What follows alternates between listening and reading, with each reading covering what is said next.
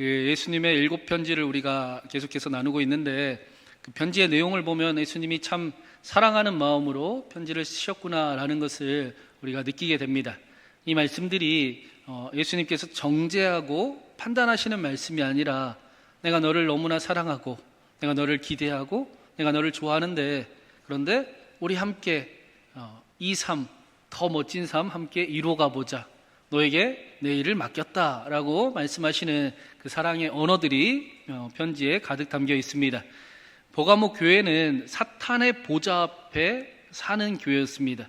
사탄의 보좌 앞에 누구보다 괴로움과 핍박과 또 고난과 두려움이 있는 그런 상황 속에 있는 교회였습니다.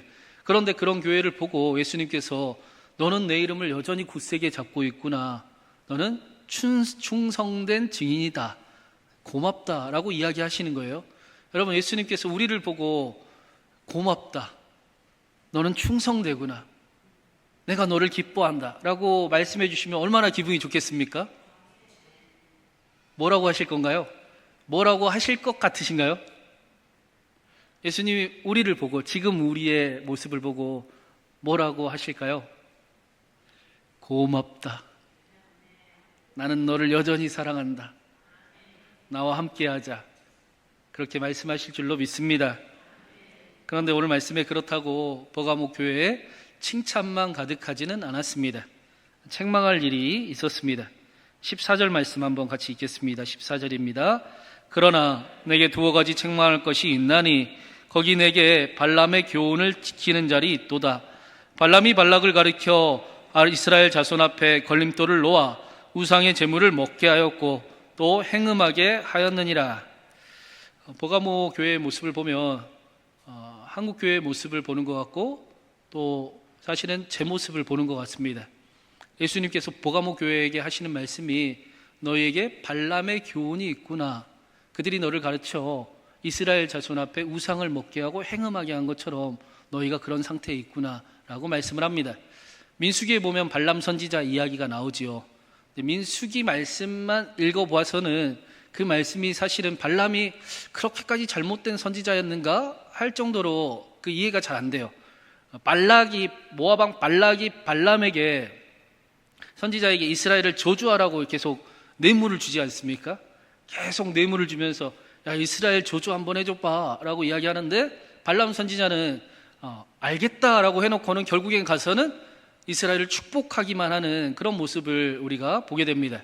그런데 후에 더 나아가 발람의 이야기가 끝난 것 같았는데, 그런데 31장에 가면 이어지는 말씀에 발람으로 인해 이스라엘이 행음했다라는 말씀이 나와요. 숨겨져 있는 것 같이 기록이 되어 있지만 그 모습이 담겨 있고, 그 모습을 베드로후서에서 발람이 불의의 삭슬 사랑하는 선지자였다라고 이야기를 합니다. 겉으로 보기에 발람 선지자의 모습은 괜찮아 보였습니다. 예수님 잘 믿는 것 같아 보였어요. 신앙생활도 잘하고 있는 것처럼 그렇게 어긋남이 없어 보였습니다. 그런데 그 속으로는 하나님을 사랑하는 일도 중요하지만, 그러나 기왕이면 나도 잘 되면 더 좋지 라는 그런 모습을, 불의의 삭슬 사랑하는 모습을 가지고 있었습니다.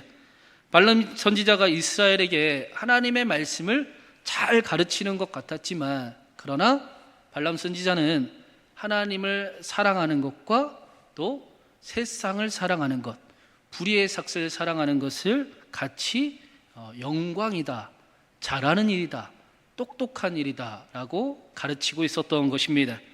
지금 그 일을 예수님께서는 이스라엘 자손 앞에 걸림돌을 놓아 우상의 제물을 먹게 하였고 또 행음하게 하였느니라 라고 말씀을 합니다.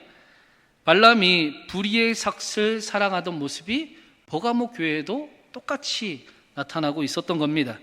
겉으로는 항상 하나님의 뜻을 구하는 것 같지만, 그러나 실은 하나님의 뜻도 중요하지만, 그러나 더 중요한 건 나도 잘 되는 것. 여러분, 누구하고 비슷하지 않습니까? 좀 비슷하지 않으세요? 하나님도 사랑하지만 나도 잘 되면 좋잖아요.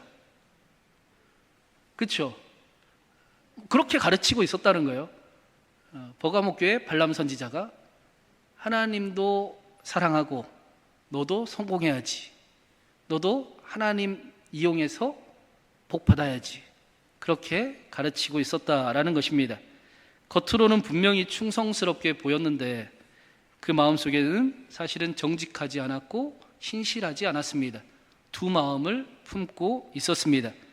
불의의 삭슬 사랑하는 마음이 커서 기왕이면 숨길 수만 있다면 자신의 탐욕을 따라가고자 하는 모습들이 담겨 있었던 것입니다. 충성된 증인의 삶을 살아가지만 기왕이면 나에게도 유익이 되면 좋겠다라는 발람의 유혹이 버가모 교회에 꿈틀꿈틀 거리고 있었습니다. 그 속에 15절 말씀에 보니까 우리 15절도 한번 같이 읽어보겠습니다. 15절입니다. 이와 같이 내게도 니골라 당의 교훈을 지키는 자리 있도다. 니골라 당에 대해서는 에베소 교회 할 때 나눈 적이 있습니다. 그리스도인이에요. 니골라우스는 그리스도인입니다. 초대교회 그 7 일꾼을 뽑을 때 안디옥 사람 니골라가 함께 선출이 되었습니다. 니골라는 예수님을 믿고 기독교의 그 복음을 맛보고 그리고 기뻐하던 초대교회 초대 그 일꾼 중에 한 명이었지만, 그러나 니골라우스가 역사적으로 신앙을 자신의 육체적 쾌락을 이용하는 도구로 삼았다라고 이야기를 합니다. 하나님의 사랑을 이용하는 모습들이 그 안에 있었다라는 거예요. 하나님의 사랑이 하나님을 더 사랑하고 하나님의 은혜가 하나님 앞에 더 가까이 가고 그렇게 하는 것이 아니라 하나님께서 사랑하니까, 여러분 하나님은 우리를 끝까지 사랑하시지 않습니까? 그러니까 괜찮아, 그렇게 애쓰지 않고 신앙생활해도 되고, 제 모습을 하나님은 용서해 주실 거니까 그대로 남겨놔도 되고, 그리고 하고 싶은 대로 정도껏 신앙생활해도 돼 라는 그 니골라의 가르침, 니골라 당의 가르침이 교회 안에 침투해 있었습니다. 믿음으로 의롭게 되고 구원을 받았으니 아무렇게나 살아도 된다라는 것입니다. 여러분, 우리가 아무렇게나 살아도 됩니까?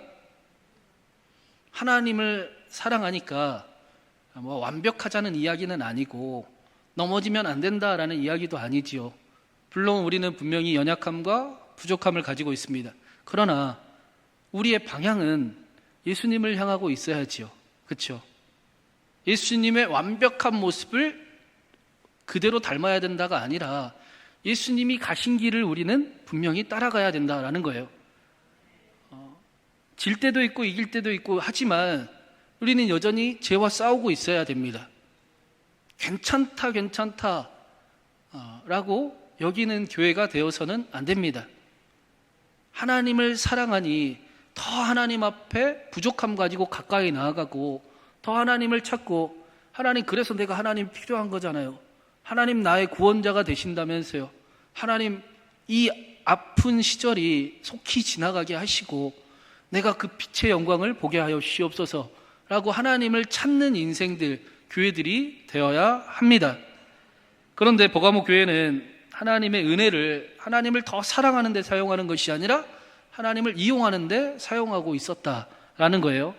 그래서 버가모 교회를 향해 니골라 당도 또 발람 선지자와 같은 자들로 여러분은 훌륭한 믿음을 가지고 있으니 그러니 우리는 모든 행위에서 자유로운 거예요. 괜찮아요. 앱에 빠져도 괜찮고 하나님 앞에 적당히 신앙생활해도 괜찮고 기도하지 않아도 괜찮고 무슨 일을 하지 않아요 라고 그렇게 이야기를 하고, 심지어는 우상의 제물을 먹고 음행하는 일을 저질러도 우리는 구원에서 여전히 탈락되지 않았다. 우리는 그거보다 훨씬 더 귀한 신앙을 가지고 있다라고 이야기를 한 것입니다. 은혜의 자리를 방탕의 자리로 바꾸는 그런 모습이 충성된 증인인 버가모 교회에 나타나고 있었습니다. 더 심각한 거는 에베소 교회는 여러분 기억나실지 모르겠지만 니골라 당의 행위가 있다라고 그랬거든요. 근데 버가모 교회는 발람의 교훈이 있고 니골라 당의 교훈이 있대요. 여러분, 교훈은 행위부터 시작이 되죠. 행위가 계속 쌓이다 보면 이게 교훈이 되죠. 가르침이 되죠. 이게 맞는 거야 라고 고정시키는 일이 됩니다. 많은 시간이 거치면서 보가모 교회는 이미 그 부패와 타락을, 자신들의 모습을, 감각을 느낄 수 없을 정도로 하나님을 잃어버렸는지 잃어버리지 않았는지, 내가 교회는 나오는데 하나님을 믿는지 안 믿는지조차 감각을 느끼지 못할 정도로 습관화되어 버린 그런 모습이었다라는 거예요. 보가모 교회의 모습을 보면 한국 교회의 모습이 그대로 보이기도 합니다. 한국 교회는 3대 4대 멋진 신앙을 자랑을 하고 하나님의 놀라운 역사 가운데 엄청난 하나님의 은혜를 자랑하는 교회였습니다. 하나님의 그 은혜가 얼마나 컸으면 세계가 놀라는 역사를 만들기도 했습니다. 그런데 저까지는 그렇게 살 수 있을지 모르겠어요. 그렇죠? 여기 있는 사람들까지는 그렇게 살 수 있을지 모르겠는데 우리 아이들은 그렇게 살 수 있겠습니까?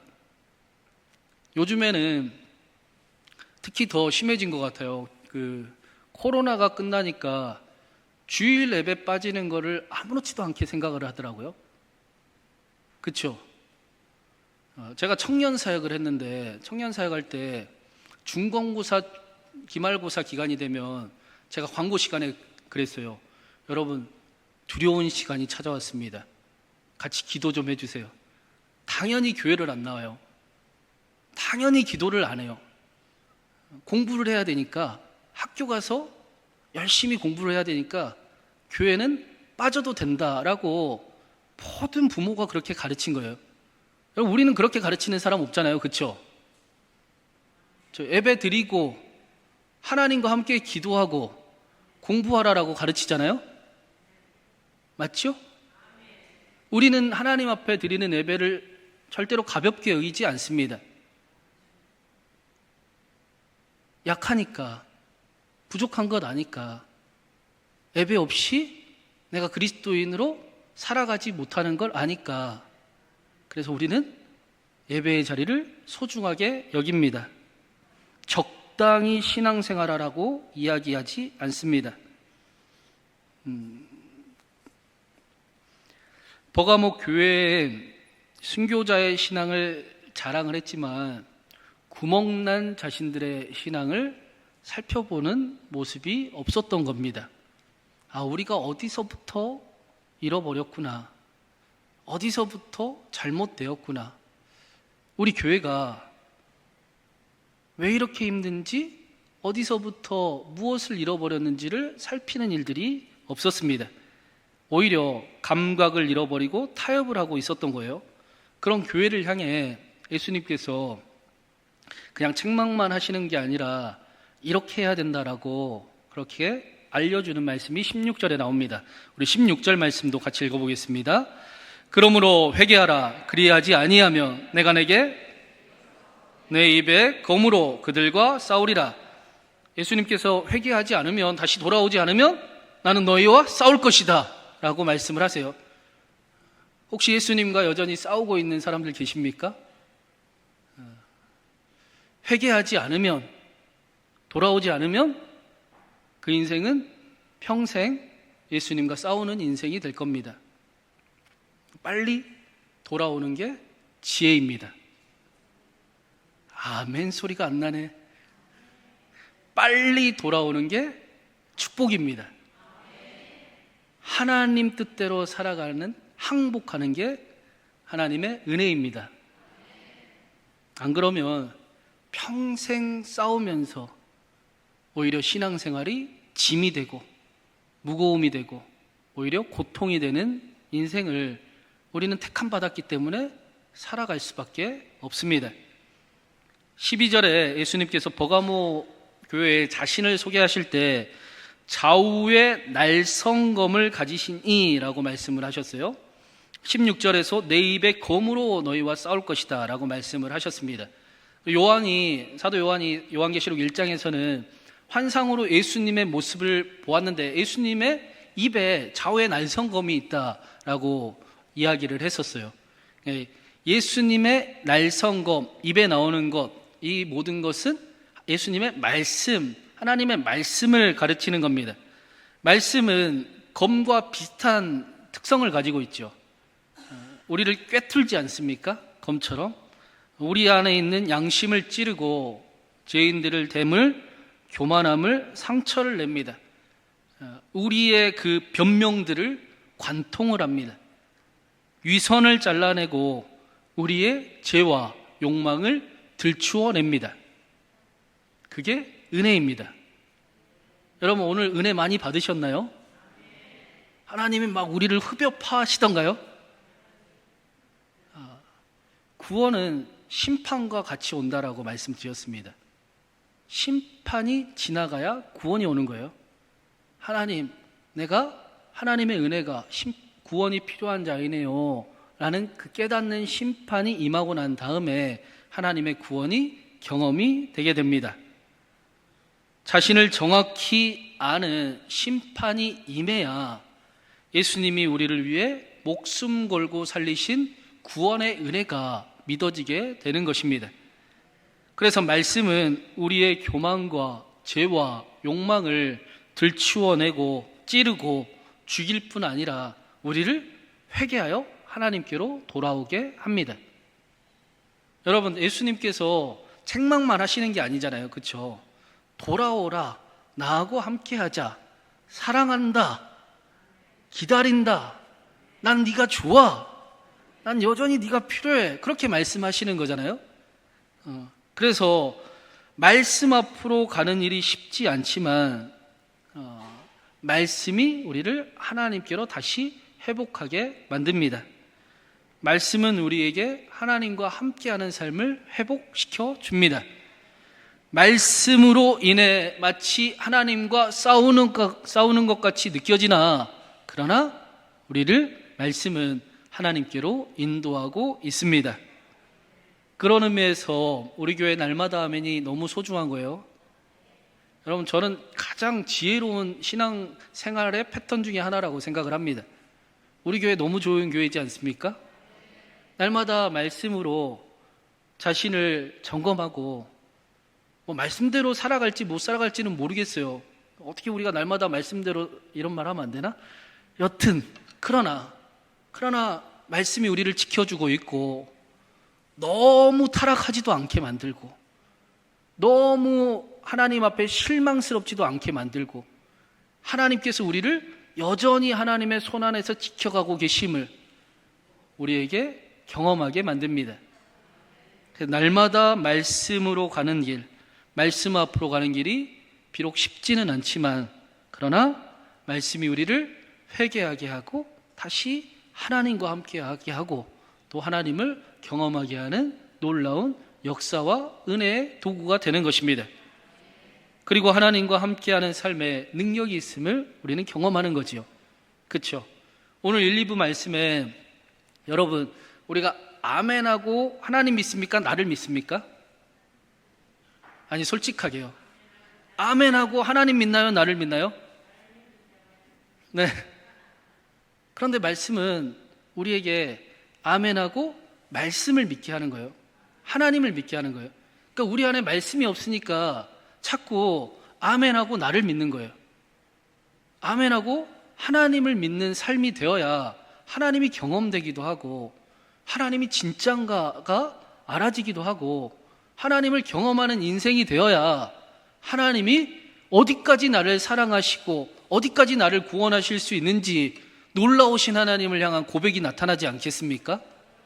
그러니까 우리는 날마다 말씀 앞에 연약함을 돌이켜 하나님과 함께하는 삶을 살아가고 하나님이 우리의 구원자 되심을 경험하는 인생을 이 땅에서 살아가야 하는 것입니다.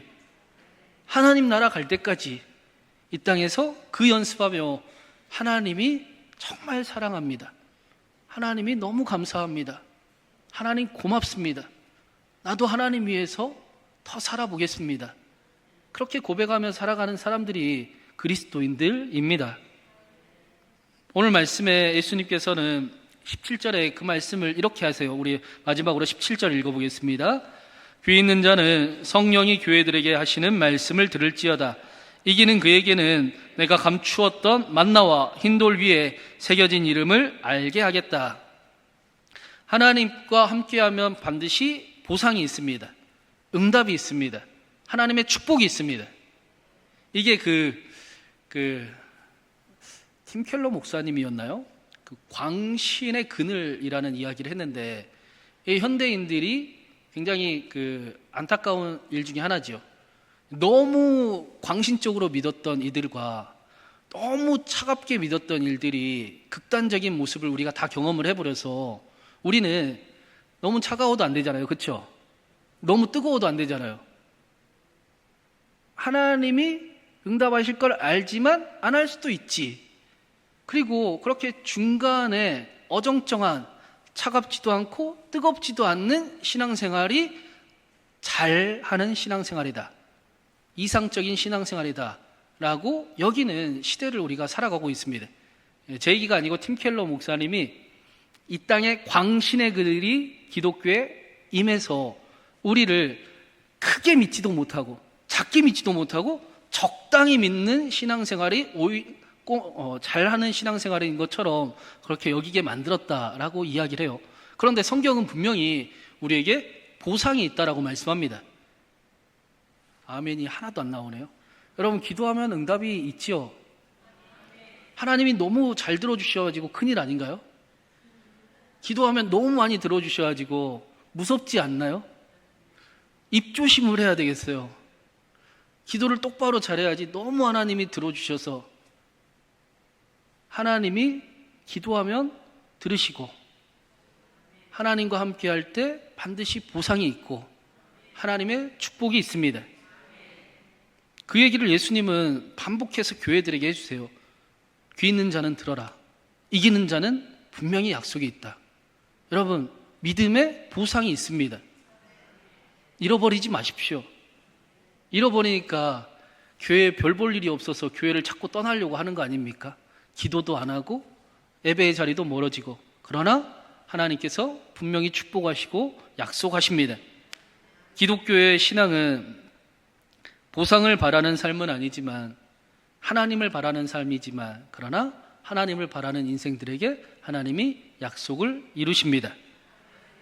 어떤 약속을 해주셨느냐? 감추었던 만나를 주신다고 약속을 하세요.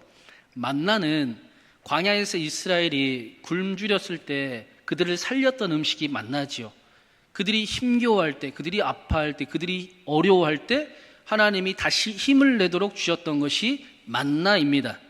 광야에서 이스라엘을 일으키시고 살리셨던 그 만나를 이기는 자들에게, 예수님과 함께하는 자들에게, 다시 하나님께로 돌아오는 자들에게 감추어진 만나를 약속해 주셨습니다. 마치 만나는 감추어진 것 같습니다. 왜 그렇습니까? 말씀을 통과해야 되기 때문입니다. 말씀을 통과하는 길이 마치 하나님과 싸우는 것 같기 때문입니다.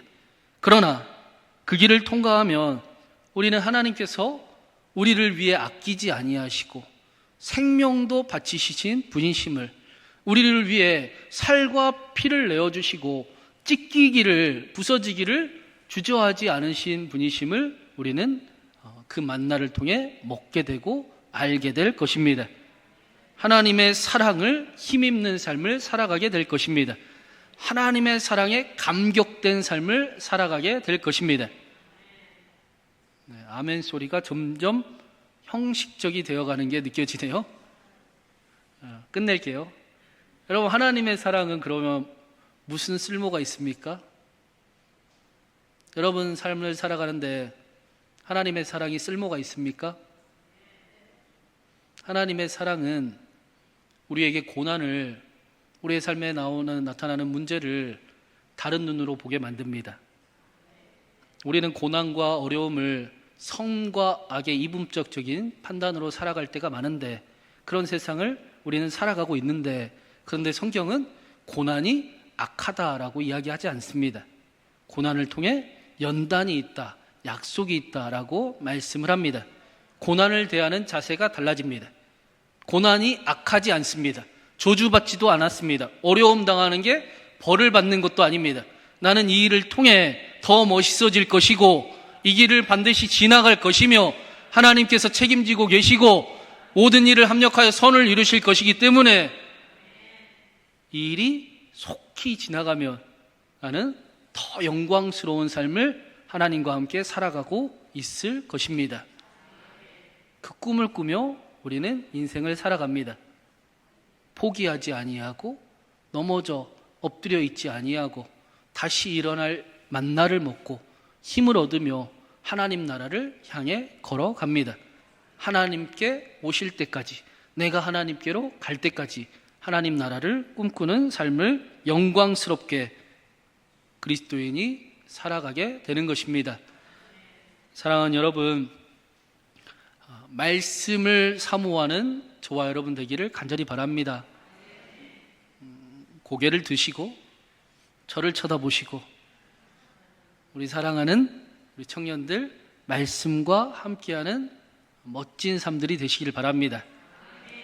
그 일이 감추어진 만나와 같고 또 우리를 찌르고 우리를 괴롭게 여기기도 하지만 그러나 그 길을 통과하면 우리는 놀라운 축복을, 보상을 얻게 될 것입니다. 삶 속에 날마다 하나님께서 여러분을 지키시고 여러분에게 사랑을 알려주시고 하나님께서 책임지시고 삶 속에 영광과 함께 고난을 함께 받을지라도 그러나 하나님과 함께 능히 그 일들을 감당하며 기꺼이 헌신하고 기꺼이 섬기고 기꺼이 낮아지고 기꺼이 수고하고 믿음으로 하나님의 나라 이루어 나아가는 저와 여러분의 삶이 되기를, 우리 신광교회가 되기를 주님의 이름으로 축원합니다. 우리 함께 제가 기도하고 마치겠습니다. 기도하겠습니다.